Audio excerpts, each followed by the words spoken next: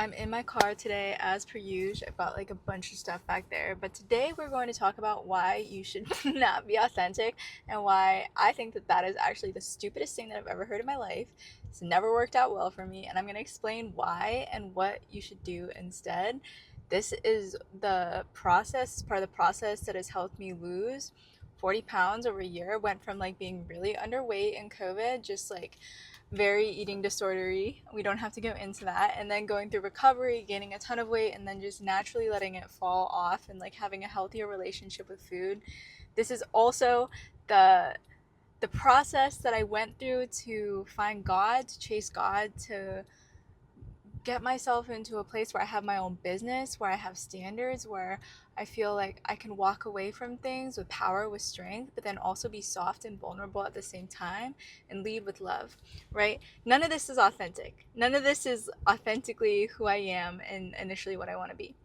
So I suppose the problem that I have with authenticity is that saying be who you are, just be who you are, is a lot of people have an identity associated with someone that they don't actually want to be. And in order to become who you want to be, you kind of have to assume a new identity.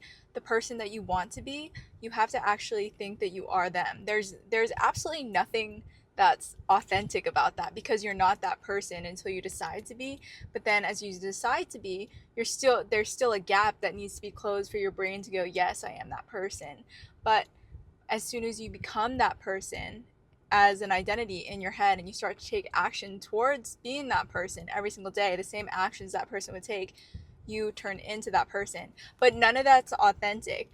But I will say, let me ask you this, because I think that there is such a power in origin stories. This Sunday at church, they were talking about that, about the power of origin stories, like how your story doesn't define you, but it shapes who you are at the same time.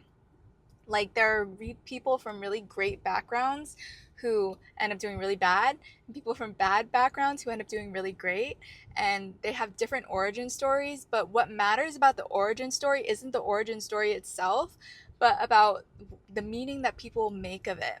So if you are able to assign good meaning to the things that have happened to you and take the lessons from it, take that everything has happened for a reason.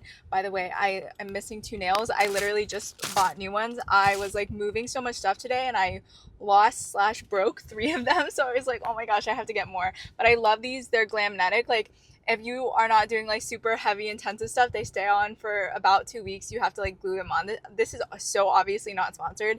No one knows who I am and this is a marketing channel, but I love these nails. But yeah, authenticity, I think you got to trick yourself a little bit into being the person that you want to be. You have to be like, I am that person. You have to have the vision so strong in yourself. This is why I talk about visualization so much on this channel as well, because you having this strong vision about who you want to be, what your standards are, and not compromising for that allows you to become that person. But none of that's authentic. Like having boundaries and telling people no, that is not something that a lot of us naturally want to do as women, maybe as men. But at the same time, I know a lot of men who move their boundaries just to try to make a certain person happy. So having boundaries, like saying no, that stuff isn't authentic. Or that stuff is authentic. Or no, that stuff's not authentic. Sorry, I just lost my train of thought for a second. But that stuff's not authentic, and we need to choose it anyways, because what is better than authenticity, this is what I'm getting here, like this is what I'm getting to here, is what's better than authenticity is peace. You don't want to make choices that are authentic. You want to make choices that will bring you peace. There's this really good quote from Ed Milet that says, hell is when the person you are meets the person that you could have been. So I just want to get rid of all this authenticity nonsense. If you're watching this is my soapbox, this is my TED Talk. I think authenticity is probably the stupidest thing that I've ever heard in this life.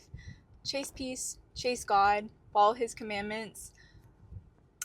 If you're not religious, follow peace, follow whatever. No, I couldn't even say that. Yeah, I do believe in the gospel. You don't have to, but I can't really say that with like a pure heart. Follow the gospel if you have it in your heart, and I promise you that you will not be authentically you. You will be the person that you wanted to be, which is heaven.